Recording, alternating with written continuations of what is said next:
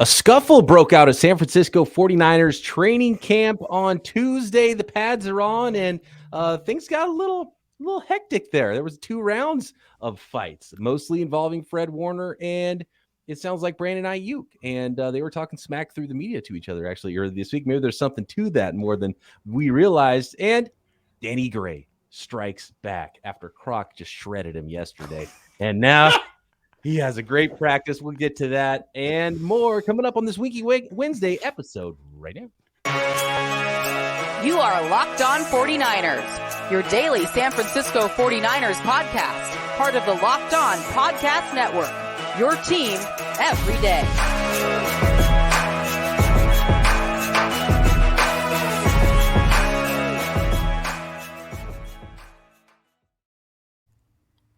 Welcome to Locked On 49ers. Brian Peacock and Eric Crocker with you as always at BD Peacock, at Eric_Crocker, and of course our weekly Wednesday guest joining us here for this training camp coverage is Mr. Nick Winkler. Nicholas Winkler, come on down. Can't believe it. Action News 8 Sports with Nick Winkler. Wow. Yeah. What's going on, Wink? How you doing, man? You pumped to see some players out on the field wearing pads at practice? Ooh, and the scuffle, like, you gotta love that, right? I mean, I was a Fred Warner fan before this, but then you start reading about like what he's saying about why he did it and like who he's going after and why he's doing it. It's like, yep, Fred Warner is my new favorite. Love this guy. It seems like there's something to this. Fred Warner, like obviously a leader on the team, all pro Fred, maybe a little bit of an enforcer attitude in camp this year. You got to toughen up the young guys maybe. And he's kind of picking on Brandon Aiyuk, and they had talked about it through the media. Brandon Aiyuk and multiple offensive players talking about how annoying Fred Warner is. And Fred Warner is, I see potential in these guys and I want to lift them up and I'm coming at them, you know? And so it's sort of like a big brother, little brother kind of the thing. But man, when you hear about it, it's one thing when guys, you get hit in practice, maybe you don't like the way someone's trying to strip the ball out of your hands or whatever it was that started round 1. Okay, you separate, you go again. But then Fred Warner, according to reports, hits which I don't remember which receiver it was. One of the backup wide receivers, a free agent for the 49ers. Fred Warner hits him, maybe a little too hard. And Ayuk's coming off the bench, flying out there for round 2 and throw punches. And like, you're not supposed to be hitting guys in helmets with closed fists. That's not very smart. So ran full speed into Fred Warner, like went full speed, like knocked. I mean, he threw his whole body into him. And first of all, you probably don't want to pick on Fred Warner. Like, I don't think you want that fight. And not if you're a receiver. I like the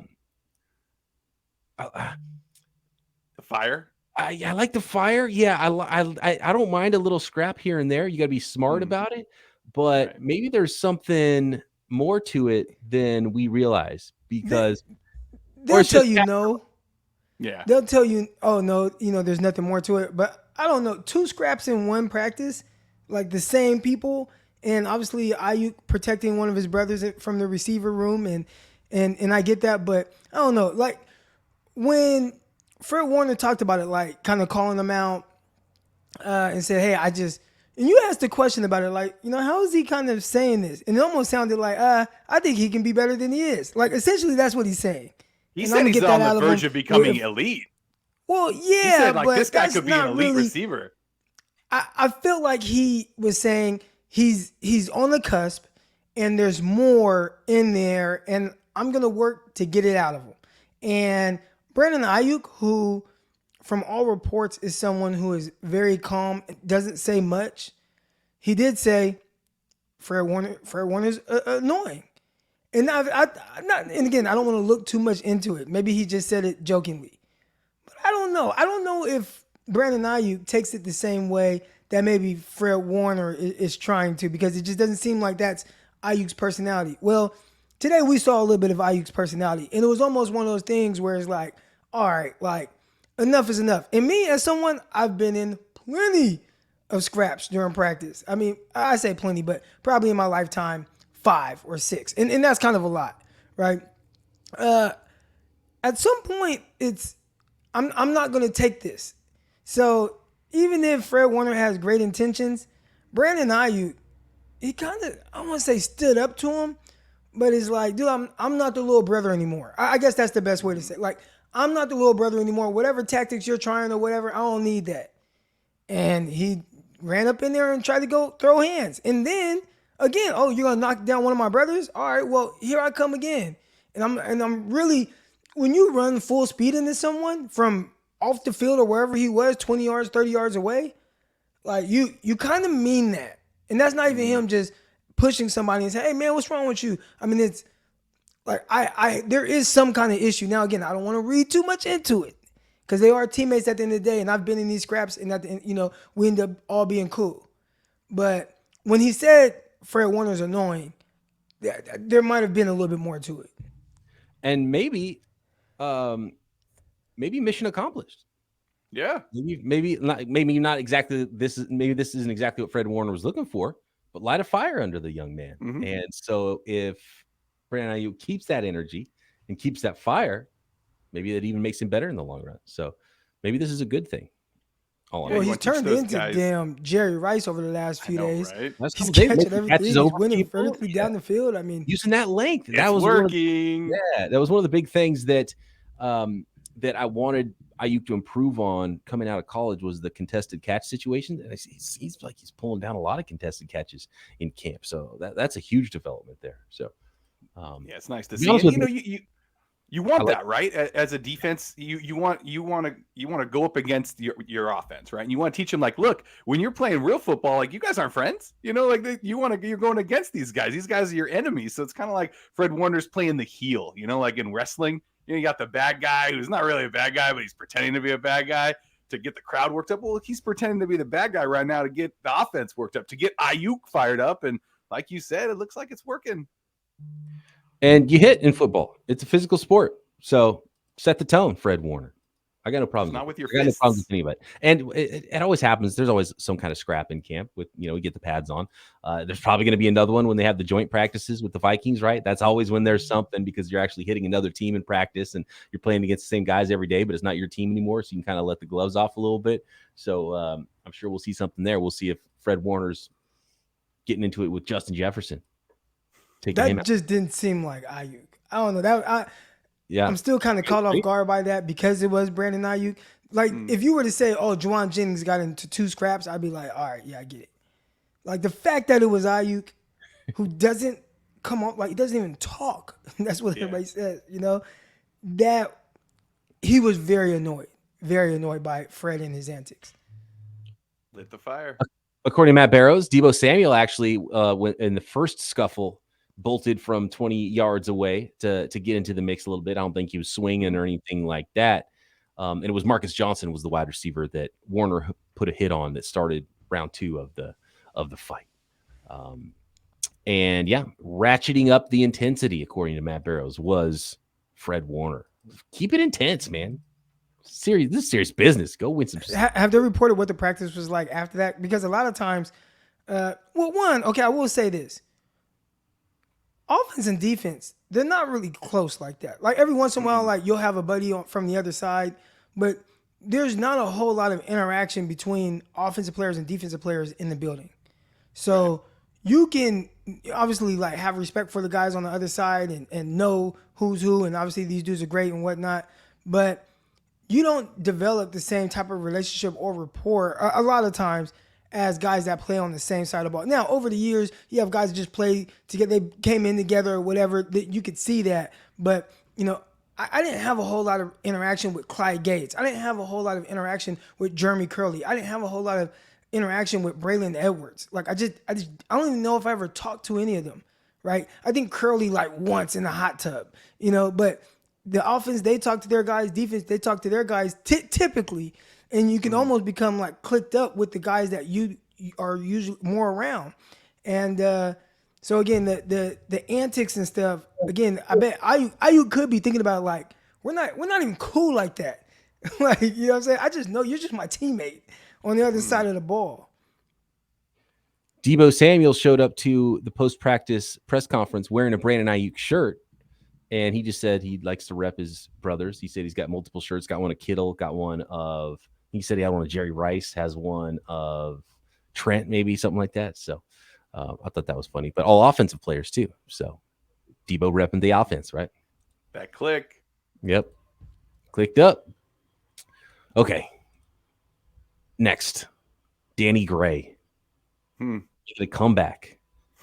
After we got a little worried about how he would develop early in his career at the 49ers, what sort of a role he would have early in his career, especially his rookie year. And instantly, I don't know if he listens to the pod, but shout out to Danny Gray stepping up in Tuesday's practice. We'll get to that. Oh, yeah, go ahead. Go ahead, Wink. You know, his next press conference is going to be like, that Croc, he's annoying. Yeah. That's annoying like that. You lit a fire, Croc. Well done. I love it. Croc ratcheting up the intensity. No, everything we said was very accurate with Danny Gray, and so that's why it's nice to see him start to develop and get some. There's some other rookies actually that we'll talk about next that are getting some propers from people watching at 49ers training camp. But I got to let the folks out there first know about BetterHelp. You know, life sometimes throws you a curveball full of twists and turns, and it's important to show up for yourself through it all. And I know post-pandemic, it's a great time to talk with someone and talk about your personal experience with BetterHelp.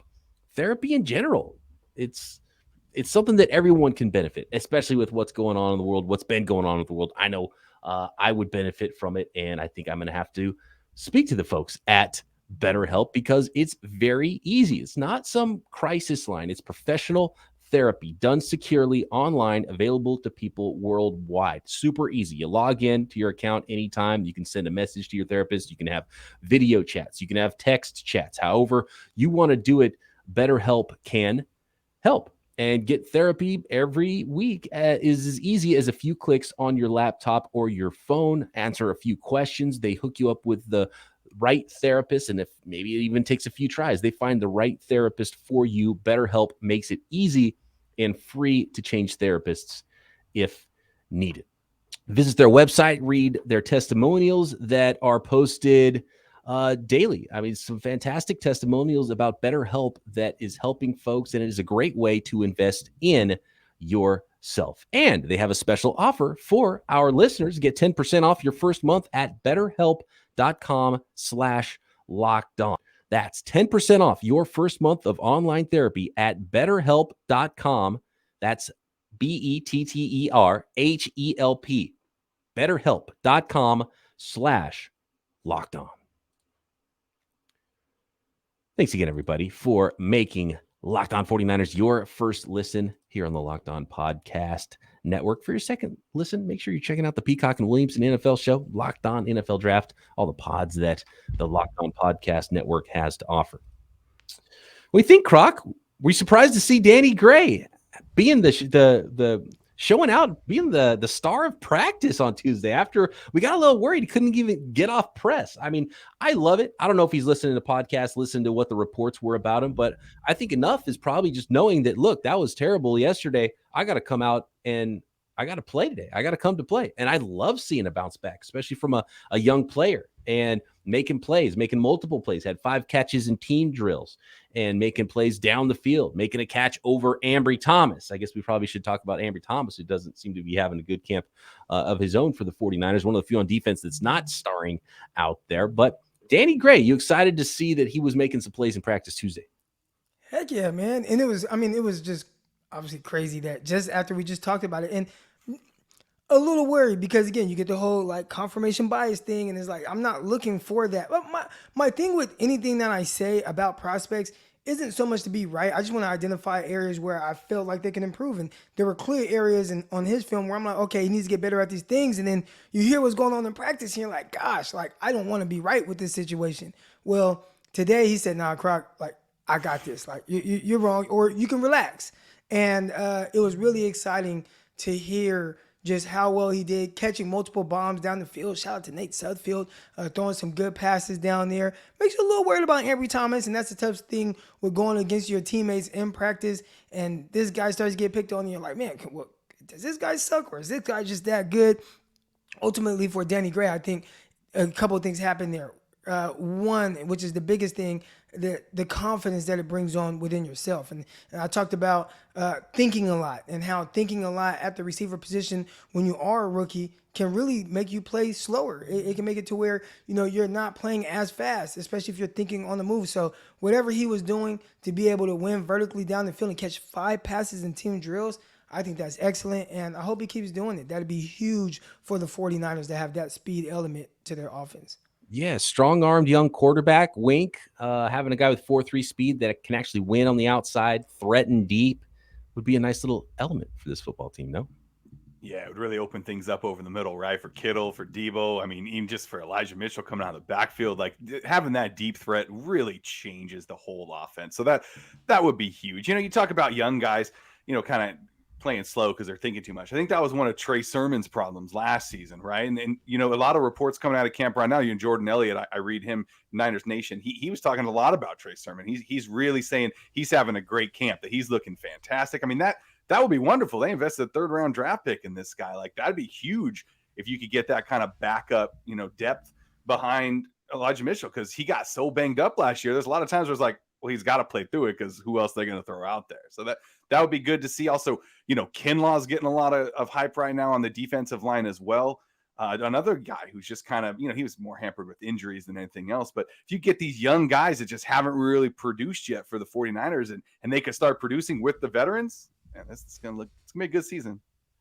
Yeah, and not even just, Danny Gray. He's bouncing back from day to day, right? And then you have someone like Trey Sermon, didn't have a great rookie year. Aaron Banks didn't have a great rookie year. Right. Kinlaw has been hurt. All 3 of those guys come back in much better shape. So they go away for a while. You don't see them. If they come back and they're the same guy they were, that's a bad sign. But they came back and they were different. Now, maybe, it doesn't work out for those players. Maybe they become stars. I don't know. But come back better and show that you've been working. And I think that's huge. And so we'll see what it ends up looking like for all 3 of those players this year. What about Burford? Like, he's getting like all the snaps with the first group. And I know there's been a little issues in the middle there, but I think the more that they play out there, and maybe that's what they're thinking. Hey, you're going to be playing right guard. We're going to keep you there, and we're going to live with some of your ups and downs, just like you're going to do with other young guys, Trey Lance, including him. But all right, Burford, we think we see a lot of talent in you. I heard he dominated pretty much in one-on-ones where he either won every rep or fought to the end and did not lose. All right. But having him there at right guard and allowing him to really learn from his mistakes, keep him in there, because we were told that they're going to play musical chairs. Sounds like he's getting all the reps, though, with the first team at right guard. So that's someone I'm really excited to see, especially come game time. How is he doing, and how's the progression with that, and just the continuity that he's building with the other guys on the offensive line. Yeah, and it's confidence too. Confidence is big. It's been hard to build that continuity when the guys have been moving around, and the bookend tackles haven't been in there every day. They're kind of working in slowly, but great sign that they had the confidence to put Burford in there day one at right guard, and the fact that he's playing well. And when there's a lot of questions on that line, if you could just say, okay, we feel good about this spot now, I mean, that'd just be a huge weight, I'm sure, off the 49ers shoulders. Yeah, I mean, like you said, that's one of the big question marks going into the season, was like, who's going to start at right guard? And it looks like they feel pretty confident, with what they've got there, and that's great. Just keep throwing them out there, live with the mistakes, and just let him build that confidence. Hopefully he can, really feel comfortable out there and trust the guys next to him too. And that kind of comes with just playing constantly with these guys every snap. You talked about the bookends, tackles going in and out. Well, that's not always going to be the case. McGlinchey's going to get in there eventually, and they're going to, learn each other's tendencies. And that's really important when it comes to the offensive line. And hopefully someone like Trent Williams being next to Aaron Banks helps Aaron Banks out a lot too. Although, it's a really good day actually for the rookies. Burford getting a lot of ink for how well he did in the one-on-ones. It's nice that there's one-on-ones now with the pads coming on too. Danny Gray had a big practice, and the 49ers second rounder was winning all over the place as well, Drake Jackson. So big day for the 49ers rookies. Love it. Mm-hmm.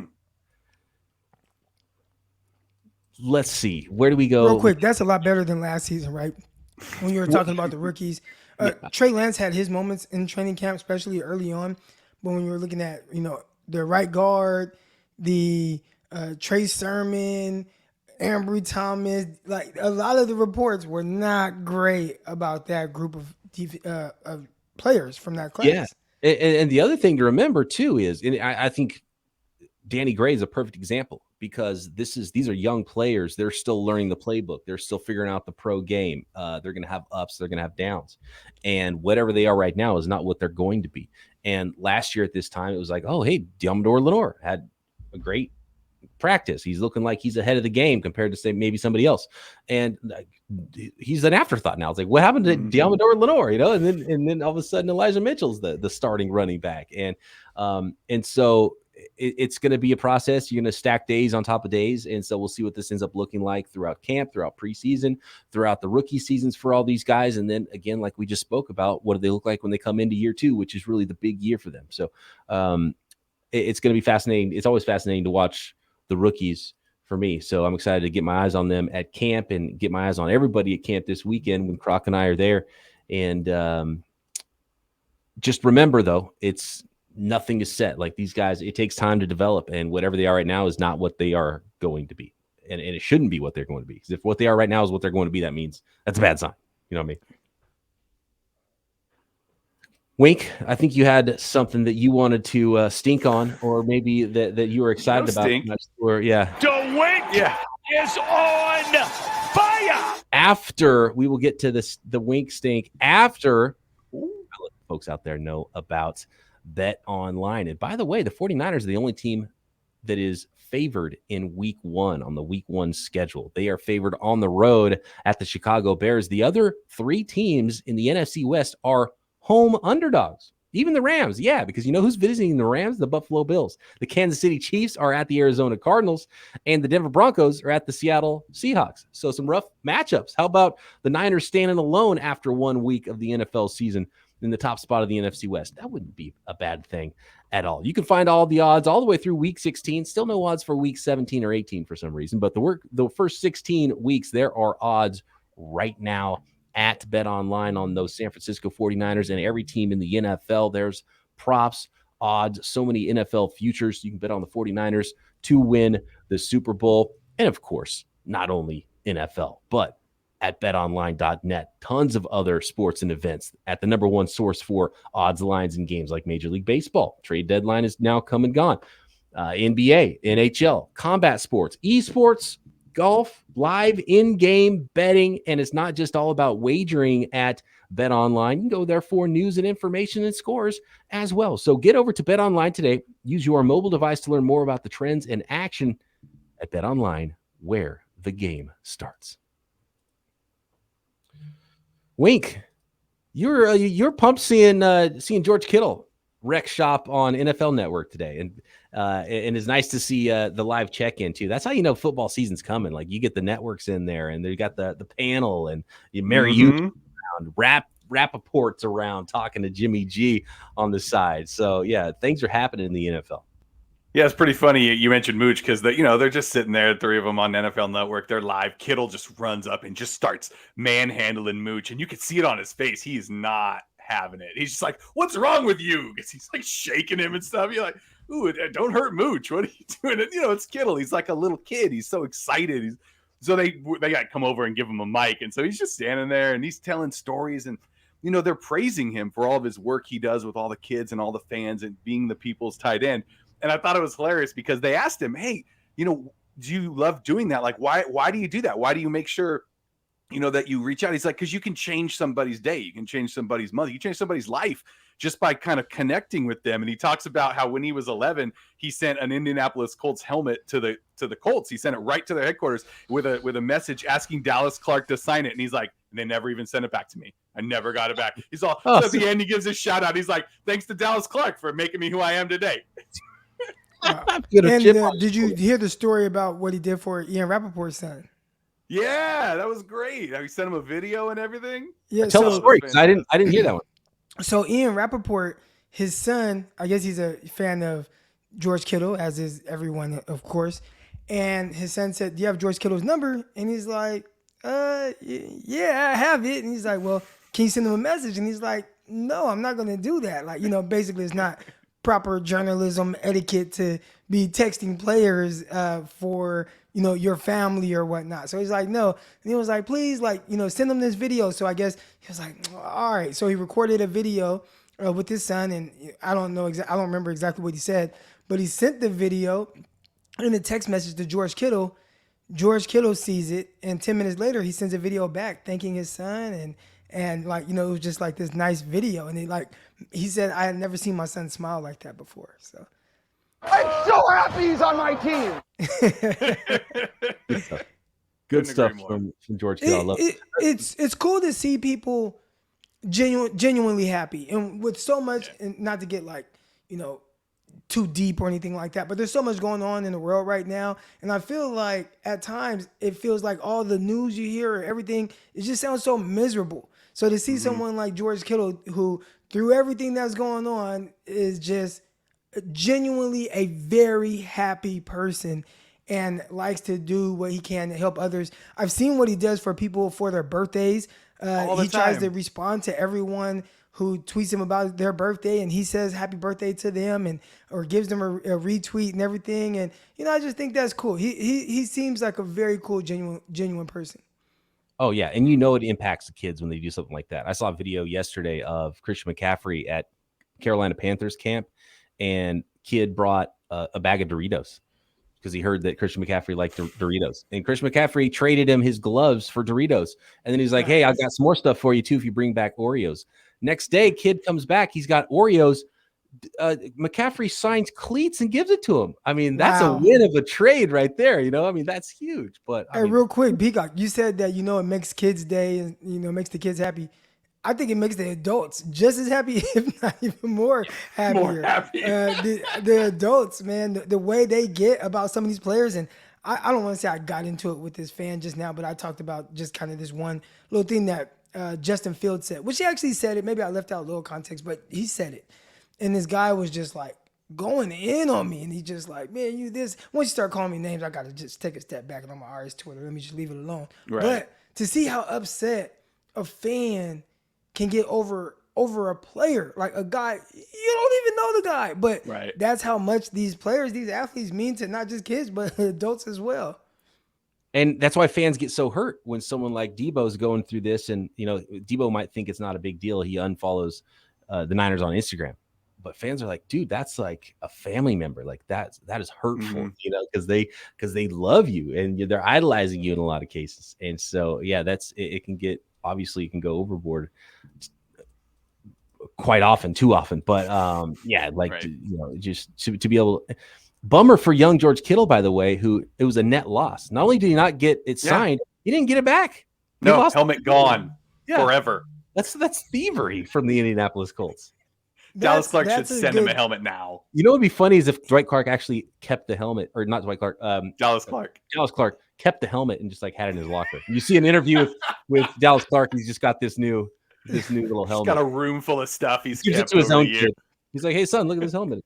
I think it's cool to actually be able to tell those stories, right? Like, I wish I had a chance to tell Steve Mariucci the stories about my childhood and him being, hey, Crocker, I was in 7th grade at UOP in Stockton at 49ers training camp. And he's like, hey, Croc, get any good signatures today? And, I've never been able to tell him those stories. Or when I saw him in Target when I was working, I was kind of a bum a little bit. But and I just saw him and I froze up, and now I feel like, I think I'm ready to have this conversation.